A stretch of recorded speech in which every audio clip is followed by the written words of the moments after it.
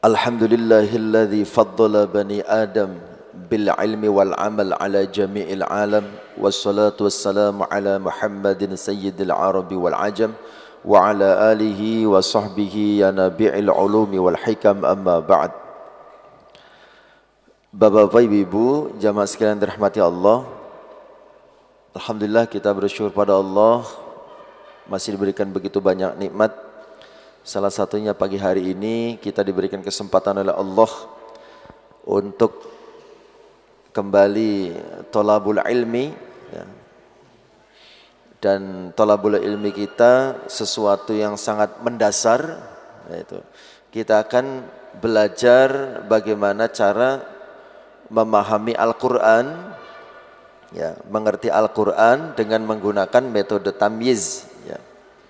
Mudah-mudahan yang kita lakukan ini diberikan kemudahan oleh Allah Subhanahu wa taala, diberikan keberkahan, ya, dan bisa menjadi bekal bagi kita ketika menghadap Allah Subhanahu wa taala. Amin ya rabbal alamin. Salawat serta salam tidak akan pernah lupa kita sampaikan kepada uswah dan qudwah kita baginda Rasul Muhammad sallallahu alaihi wasallam serta keluarganya, para sahabatnya, para penerus dakwahnya, dan kita semua sebagai umatnya. Bapak Ibu yang dirahmati Allah, mari kita buka terlebih dahulu pertemuan kita dengan bersama-sama membaca basmalah. Bismillahirrahmanirrahim. Sebelum kita mulai belajar, sedikit pengantar, gitu ya, terkait dengan metode tamyiz, ya. Jadi metode tamyiz ini salah satu metode, ya, belajar tata bahasa Arab, ya. Jadi sebetulnya kita ini belajar bahasa Arab, gitu ya. Tetapi tata bahasanya, ya, grammarnya kalau bahasa Inggrisnya, gitu ya. Ya. Jadi ini bukan untuk conversation, bukan untuk percakapan, gitu ya, tapi untuk memahami teks, kan, gitu ya. Kita belajar tata bahasa Arab, ya, tetapi dengan metode yang sederhana dan menyenangkan. Dan yang paling penting lagi adalah aplikatif, ya. Bisa dipraktekkan untuk proses menerjemah Al-Quran, gitu ya. Jadi metodenya ini sederhana dan insya Allah menyenangkan, ya. Dan yang paling penting aplikatif, bisa dipraktekkan dalam proses menerjemah Al-Quran. Jadi nanti target kita, ya, kita harus tahu kan belajar itu targetnya apa, kan begitu ya. Target kita belajar ini adalah, ya, target akhirnya, ya, kita bisa membaca Al-Quran ataupun hadis, ya, dengan terjemahnya kata per kata. Contoh, ketika kita membaca ayat dzalikal kitabu la raiba fihi hudal lil muttaqin, kita bisa menerjemahkannya kata per kata. Dzalika itu, al-kitabu kitab, la tidak ada, raiba keraguan, fi di dalam, hi nya, hudan petunjuk, li untuk, al-muttaqina orang-orang yang bertakwa. Jadi Al-Quran itu adalah kitab yang tidak ada keraguan di dalamnya sebagai petunjuk bagi orang-orang yang bertakwa. Nah, itu target akhirnya seperti itu nanti, ya. Jadi ketika kita membaca Al-Quran, kita bisa menerjemahkannya kata demi kata. Muhammadur Rasulullah walladzina ma'ahu asyidda'u 'alal kuffari ruhama'u bainahum tarahum ruk'an sujada yabtaghuna fadlan minallahi wa ridwana simahum fi wujuhihim min atharis sujud. Kita bisa terjemahkan Muhammadur Rasulullah, Muhammad adalah utusan Allah. Wa dan alladzina orang-orang yang ma'ahu besertanya, dan seterusnya, ya. Jadi nanti targetnya seperti itu, sehingga manfaatnya nanti pada saat kita sholat, gitu ya, kita bisa tadabbur makna ayat yang kita baca. kita bisa mengangen-angen makna ayat yang kita baca, sehingga sholat nanti kita menjadi lebih nikmat, kan begitu ya. Ketika Syekh Islam membaca ayat, kita bisa mendengarkan dan merenungkan maknanya, kan begitu.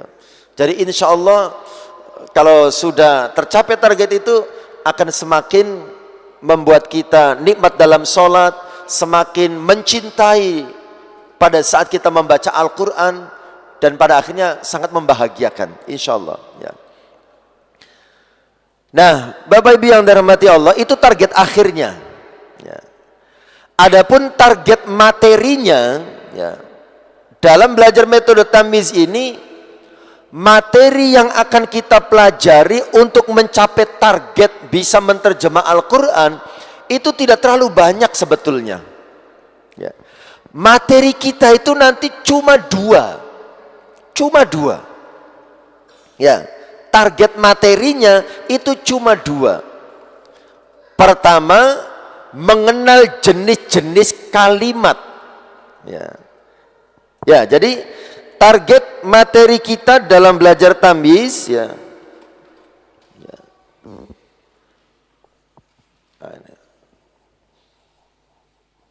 Target materi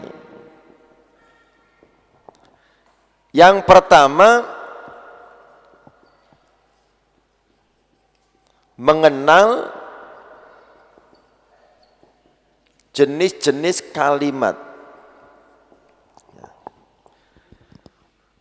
Jadi belajar tamyiz yang pertama itu targetnya adalah mengenal jenis-jenis kalimat.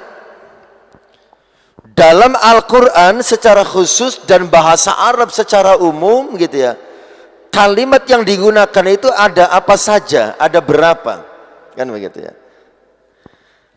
Itu yang pertama. Yang kedua,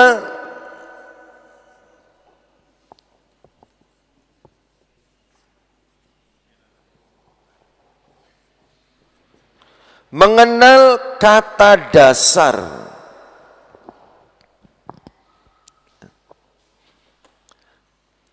Mengenal kata dasar ya. Maksudnya apa mengenal kata dasar itu ya?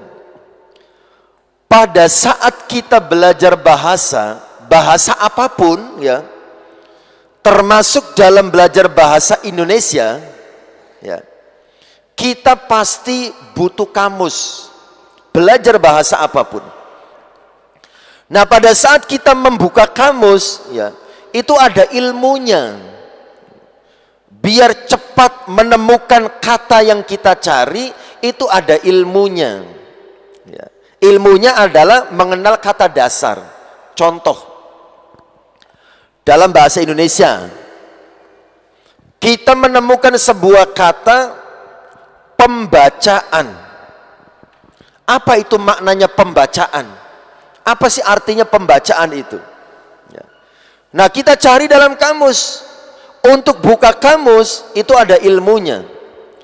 Kita harus tahu kata dasarnya, gitu ya.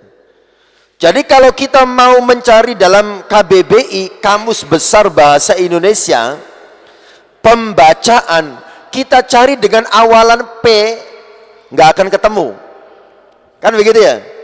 Kita harus tahu kata dasarnya. Apa kata dasarnya? Baca, kan begitu ya? Jadi ketika kita mencari kata pembacaan di dalam kamus, kita harus tahu kata dasarnya dulu. Pembacaan itu kata dasarnya adalah ya ini, baca. Ya, diawali dengan B. Berarti pada saat kita buka kamus, ya, cari dulu kata baca. Setelah ketemu kata baca, turunan dari kata baca akan muncul. Ada pembacaan, ada dibacakan, ada bacalah, dan seterusnya. Begitu pula halnya ketika kita belajar bahasa Arab. Belajar menerjemahkan Al-Quran, kita butuh kamus. Untuk membuka kamus, harus ada ilmunya. Nah, ilmunya ya ini, mengenal kata dasar. Contoh seumpama kita dalam bahasa Arab menemukan kata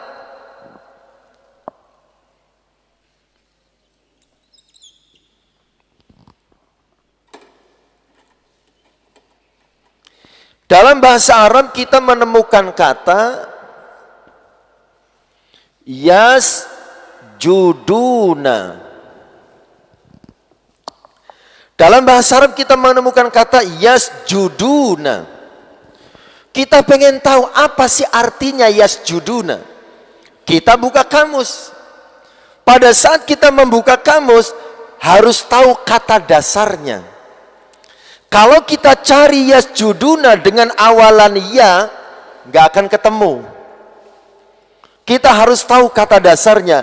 Yasjuduna ini kata dasarnya adalah sajada. Sajada. Jadi kalau kita mau mencari yasjuduna, cari dulu sajada.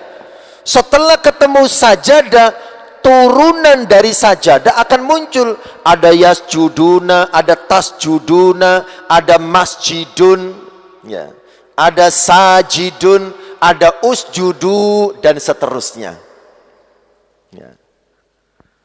Ya, kembali ke masalah utamanya. Jadi target materi dalam belajar tamyiz agar kita bisa menerjemah Al-Quran itu cuma dua ini materinya. Jadi insya Allah sederhana materinya, tapi insya Allah aplikatif dan sangat bermanfaat. Kalau panjenengan memperhatikan, kalau saya ngisi pengajian di sini, ketika menerjemahkan Al-Quran ataupun hadis selalu diterjemahkan kata per kata. Modalnya ya ini, metode tamyiz ini, gitu ya. Salasatun la turaddu da'watuhum. Salasatun tiga, la tidak, turaddu akan ditolak, da'watuhum doa mereka. Ada tiga orang yang doanya tidak ditolak oleh Allah. Nah itu cara menerjemahkan itu, metode tamyiz, gitu ya. Salah satunya, metode tamyiz ini bukan satu-satunya metode ya. Banyak metode itu.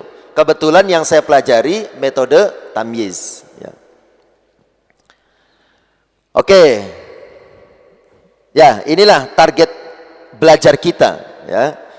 Nanti kita belajar teorinya. Setelah teorinya selesai, kita langsung praktek ke dalam Al-Quran, mempelajari mulai dari ayat pertama sampai ayat terakhir. Kan begitu ya. Kita terjemahkan. Tentu berikut dengan isinya kita pahami sama-sama. Nanti kalau sudah masuk praktek menterjemah, saya akan menggunakan referensinya tafsir Ibnu Katsir, gitu ya. Pakai tafsir Ibnu Katsir, kita terjemahkan kata per kata, kemudian kita jelaskan makna isi kandungannya, dan begitu ya. Baik, Bapak Ibu yang dirahmati Allah, kemudian pada saat kita belajar metode tamyiz, ya, kalau pengen sukses, gitu ya, kalau pengen bisa, ya, maka ada istilah di tamyiz itu. Yang pertama, biar kita sukses itu harus laduni. Metode tamyiz itu laduni. Apa itu laduni itu? Ilate kudumuni. Gitu ya. Jadi ilate kudumuni, nggak boleh diam ya. Jadi nanti ada saatnya saya mengatakan sesuatu, jenengan ikuti, kan begitu ya. Laduni ilate kudumuni, kan begitu ya. Nggak boleh diam ya. Karena belajar bahasa itu harus diucapkan, kan begitu ya. Tidak cukup hanya diangen-angen gitu ya. Harus diucapkan. Yang kedua, belajar tamyiz itu harus sentot. Apa itu sentot ini? Senyum sambil melotot. Nah, gitu. Jadi kita tetap happy gitu ya, tapi tetap fokus, kan gitu ya. Ya, itu belajar tamyiz. Nah, Bapak Ibu yang dirahmati Allah, ya. Kenapa kok metode belajar tamyiz itu laduni dan sentot? Karena metode tamyiz ini awal mula diciptakannya adalah untuk anak-anak kecil, ya, awalnya gitu ya, untuk anak-anak kecil, ya. Jadi bagaimana anak-anak kecil gitu ya bisa memahami tata bahasa Arab dengan simpel, dengan sederhana, dan bisa dipraktekkan untuk menerjemah Al-Quran. Jadi di pondok induknya di Indramayu, ini pondok tamyiz itu ada di Indramayu.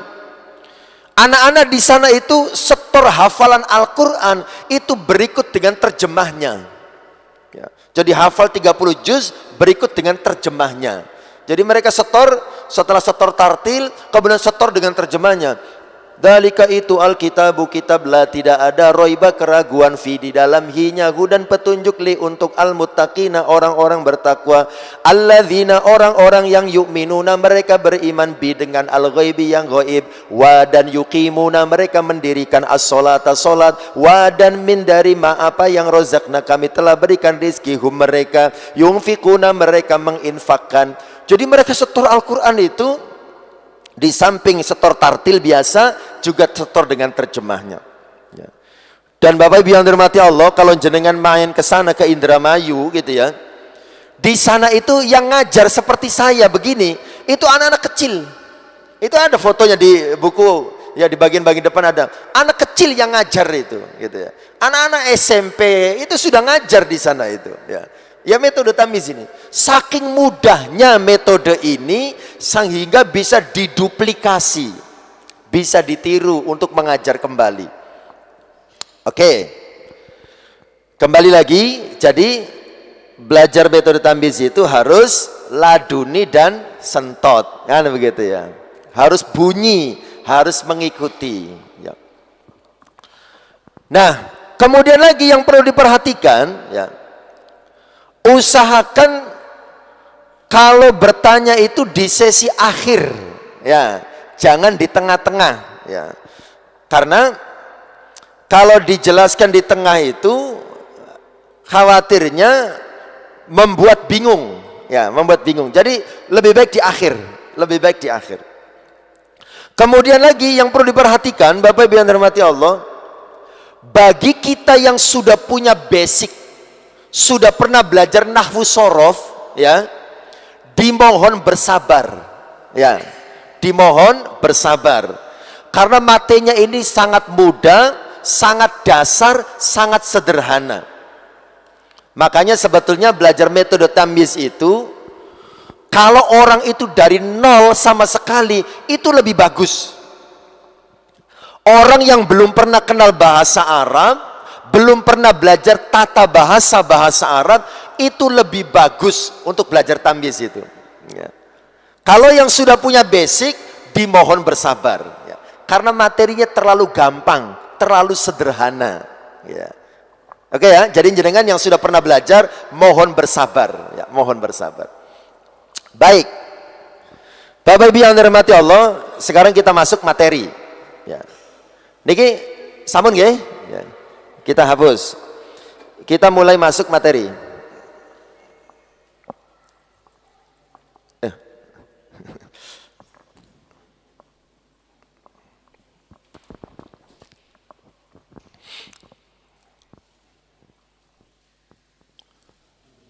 Ladune ya. Ilate kudu muni kok ya. Nah, sentot ya. Baik, Bapak Ibu yang dirahmati Allah, sebelum kita masuk ke materi, ada yang perlu dipahami, ada perbedaan yang cukup mendasar antara bahasa Indonesia dengan bahasa Arab dalam masalah istilah. Contoh, ada kalimat dalam bahasa Indonesia, ya, ada kalimat dalam bahasa Indonesia itu kitab. Ya. Ini saya ingin menjelaskan perbedaan istilah bahasa Indonesia dan bahasa Arab. Ya. Dalam bahasa Indonesia ada kalimat itu kitab. Kalau dalam bahasa Indonesia, ya, ini rangkaian dua kata ini namanya kalimat. Itu kitab, ini namanya kalimat. Kemudian kalau kita pisah itu saja, ini namanya kata. Kitab saja, ini juga namanya kata. Gabungan kata dengan kata namanya kalimat. Kan begitu ya? Ya. Jadi kalimat itu adalah rangkaian kata. Itu dalam bahasa Indonesia. Tetapi ketika ini kita terjemahkan ke dalam bahasa Arab, ya, itu bahasa Arabnya adalah dzalika. Kitab bahasa Arabnya adalah al-kitabu.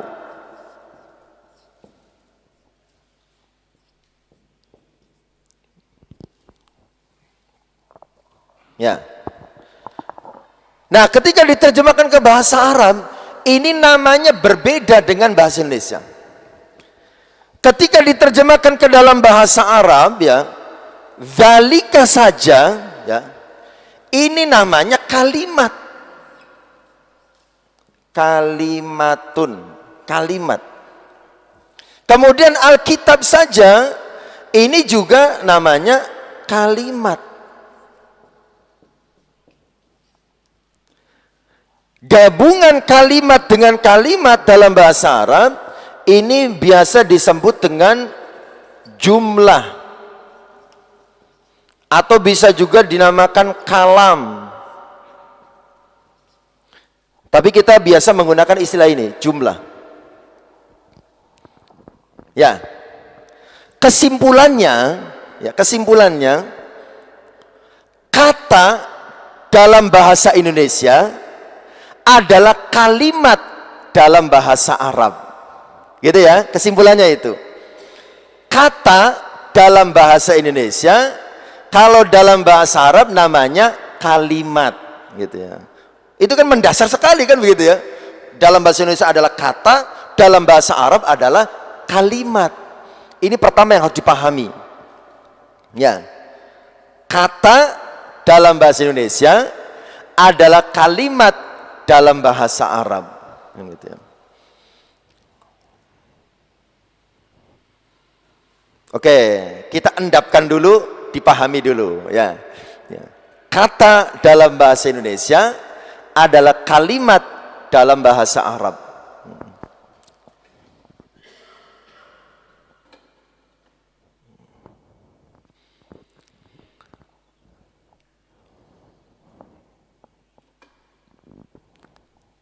Sudah? Lanjut ya. Kalau sudah kita hapus lagi. Ya. Al-ilmu soidun wal kitaba qaiduhu. Ilmu itu seperti binatang buruan, tulisan itu sebagai tali pengikatnya. Ya, jadi ditulis kan begitu ya. Soidun itu bahasa Arab. Itu diadopsi ke dalam bahasa Indonesia menjadi sedan. Makanya mobil sedan itu kan larinya kenceng. Itu asalnya soidun, binatang buruan, kan begitu ya. Larinya kenceng, soidun, kan begitu ya. Oh, mobil soidun, kan begitu ya. Itu asalnya soidun, sedan, kan begitu ya. Oke. Berarti clear ya. Kata dalam bahasa Indonesia adalah kalimat dalam bahasa Arab. Nah, tadi kita di awal membahas target pertama dalam belajar tamyiz adalah mengenal jenis-jenis kalimat. Kan begitu ya. Kalimat dalam bahasa Arab. Nah, kabar baiknya Bapak Ibu yang dirahmati Allah, kalimat dalam bahasa Arab itu tidak banyak, cuma ada 3. Ya. Kalimat dalam bahasa Arab, gitu ya.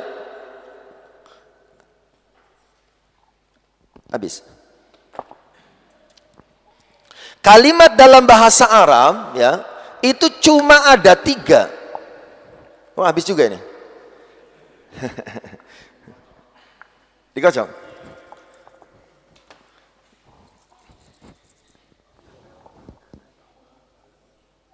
Ini bisa diisi ulang ya. Carikan. Yang masih baru yang merah, yang hitamnya habis. Merah ya. Tapi ini merahnya nggak nyerutuk ya. Nah, kalimat dalam bahasa Arab ada 3. Pertama adalah harfun, atau biasa kita sebut kalimat huruf. Yang kedua ismun, atau kita biasa menyebut kalimat isim. Yang ketiga fi'lun, atau kita biasa menyebutnya kalimat fi'il. Jadi sepanjang apapun kalimat dalam bahasa Arab atau yang terdapat dalam Al-Quran, ayat sepanjang apapun, kalau kita identifikasi, kalau kita coba kenali, itu tidak lepas dari ketiga jenis ini. Ya. Kalimat huruf, kalimat isim, kalimat fi'il. Sepanjang apapun ayat dalam Al-Quran, kalau kita identifikasi, kita kenali kata demi kata, kalimat demi kalimat, tidak lepas dari ketiga jenis ini. Oke, sekarang mulai laduni, harus berani menyebutkan. Ikuti saya. Ya. Kalimat huruf. Nah, kalimat isim, kalimat fi'il, kalimat huruf, kalimat isim, kalimat fi'il, huruf, isim, fi'il, huruf, isim, fi'il. Ya, jadi dalam bahasa Arab kalimat itu cuma ada 3. Kalimat huruf, kalimat isim, kalimat fi'il. Ya, cuma itu. Ya, tidak banyak. Oke. Kalimat huruf itu kalau dalam bahasa Indonesia itu kata sambung atau kata keterangan.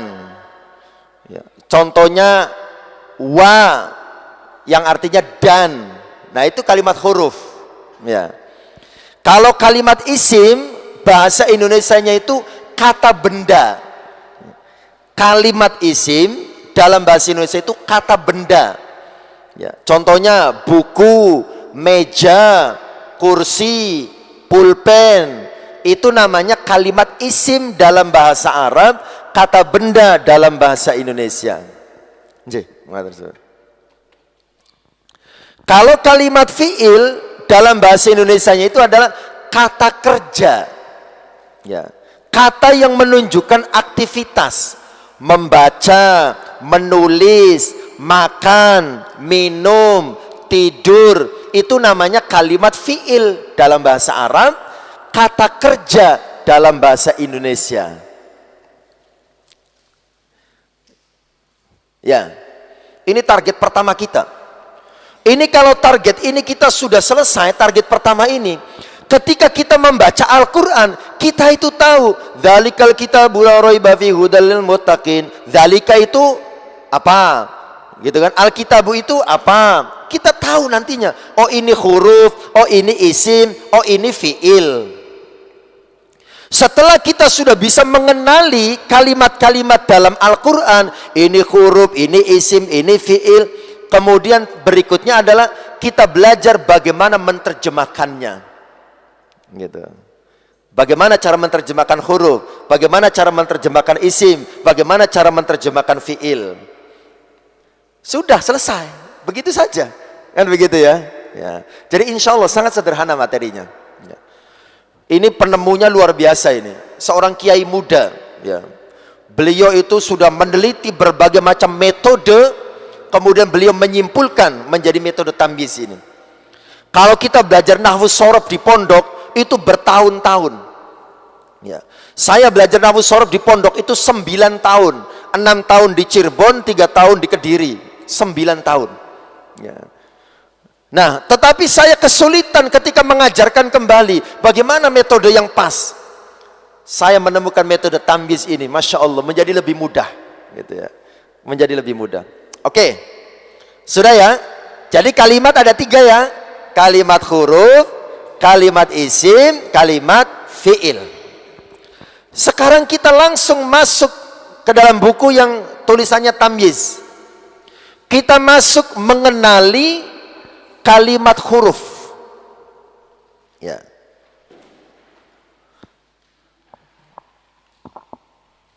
Kita mengenali kalimat huruf. Jenengan buka dari belakang. Ya, dari belakang, dari kanan.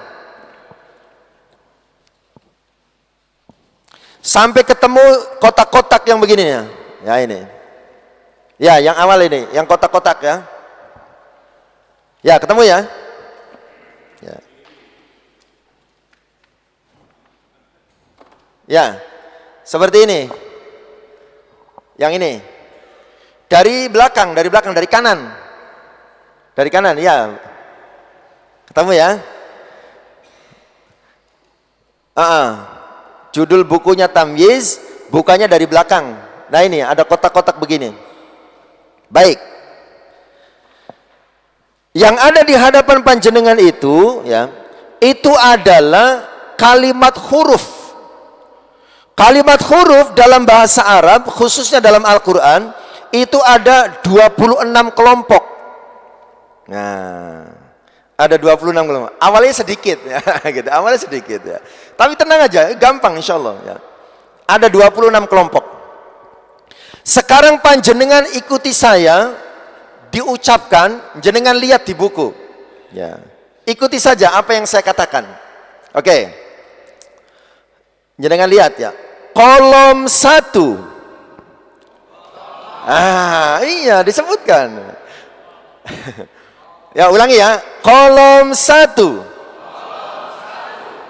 Saudaranya bijarin. Nah, saudaranya itu maksudnya kelompoknya. Itu istilah dalam tata bahasa Arab. Kan ada kana wa akhwatuha, kana dan saudara-saudaranya. Nah, begitu ya. Ya. Ya, jadi itu istilah dalam bahasa Arab itu memang begitu. Ya. Saya ulangi. Kolom 1.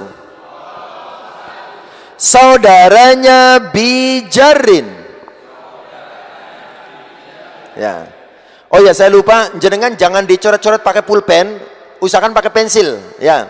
Kalau pensilnya belum bawa, jangan dicoret-coret dulu bukunya, ya. Karena nanti akan kadang dihapus, kadang ditulis gitu ya. Jadi sementara dilihat saja dulu. Besok kita ulangi lagi bisa. Ya. Kita baca. Bi, ka, li, la, ila, ala, min, fi, an, dzaraf, hatta. Ya. Nah, untuk yang 3 di bawah, bitawa, dibiarkan saja dulu. Ya. Kita ulangi. Kolom 1. Saudaranya bijarin. Bi, ka, li, la, ila, ala, min, fi, an, dzaraf, hatta. Nah, Bapak Ibu yang dirahmati Allah, kalau kita belajar dengan cara begitu, ya menyebutkan seperti itu, capek. Nah, biar tidak capek, biar kita senang dan bahagia, kata-kata itu kita nyanyikan. Nah, mulai nyanyi ini. Jadi dilagukan, ya. Saya contohkan. Jangan lihat di situ. Bikali la ila ala min fi an dzaraf hatta bikali la ila ala min fi an dzaraf hatta bikali la ila ala min fi an dzaraf hatta bikali la ila ala min fi an dzaraf hatta. Begitu. Karena ini metode awalnya untuk ngajar anak-anak kecil. Anak-anak kecil kalau diajarkan dengan cara kita tadi, bi, ka, li, capek mereka. Tapi kalau diajak menyanyi, tidak terasa kalau mereka itu sedang belajar. Kan begitu ya? Oke, siap ya? Siap laduni? Oke. Baik. Kita dari awal. Kolom 1. Saudaranya bijarin. Lagunya. Ketika saya mengatakan 2, 3, enggak usah diikuti, langsung nyanyi, kan begitu ya?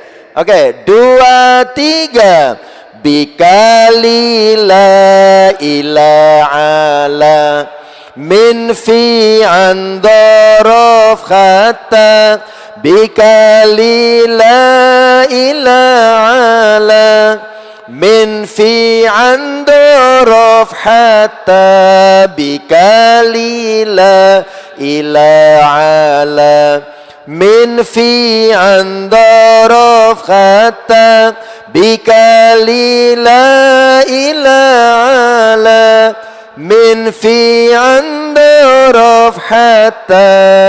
Oke, cukup. Ya, seperti inilah proses dan cara kita belajar dengan metode tamyiz. Nanti akan sering ada pengulangan-pengulangan ya pada saat kita praktek dalam Al-Qur'an. Sehingga tanpa diniati menghafal, dengan sendirinya kita akan hafal nantinya, gitu ya. Jadi ketika menghafal itu jenengan nggak usah dibuka, ditutup, jangan. Itu melelahkan otak kita. Dibuka saja dan dilihat, dengan sering diulang-ulang, dengan sendirinya nanti kita akan hafal, ya. Jadi jangan membebani otak kita, ya. Ya udah, dilihat saja, ya, dilihat saja. Kita sudah terlalu banyak beban dalam hidup kita, kan gitu ya. Jadi belajar tamyiz jangan jadi beban, begitu ya. Dinikmati saja, kan gitu ya. Sudah terlalu banyak masalah yang kita hadapi, kan gitu ya. Jadi belajar tamyiz jangan jadi masalah, kan begitu ya. Oke, lanjut. Yang berikutnya di bawahnya. Kolom 2. Saudaranya kana rofa'un nasoba. Ya, kana rofa'u nasoba, ya. Ya, kita baca bawahnya. Kana, laisa, kana, laisa. Nah, saya contohkan lagunya. Kana laisa, kana laisa, kana laisa, kana laisa. Bisa ya? Oke. Kolom 2. Saudaranya kana rofa'un nasoba.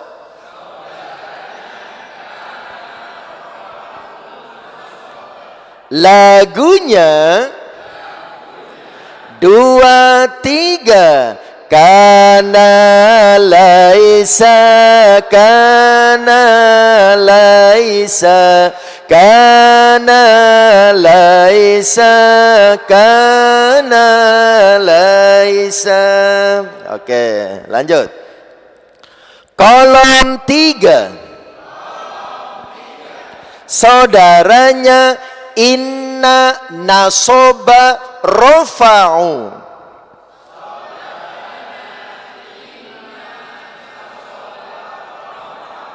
Inna, anna, ka'anna, lakinna, la'alla, laita. Inna, anna, ka'anna, lakinna, la'alla, laita. Agar lebih mudah dalam mengucapkan, lebih mudah dalam mengingatnya, kita masukkan ke dalam nada-nada lagu. Nah, gitu. Kita nyanyikan. Saya contohkan lagunya. Inna annaka anna lakinna la'alla laita inna annaka anna lakinna la'alla laita inna annaka anna lakinna la'alla laita inna annaka anna lakinna la'alla laita. Nada-nadanya kan sebetulnya nggak asing kan gitu ya.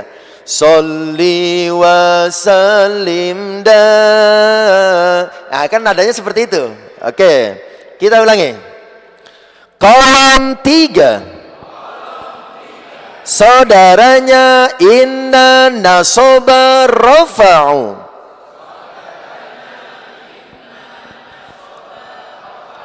Lagunya 2, 3.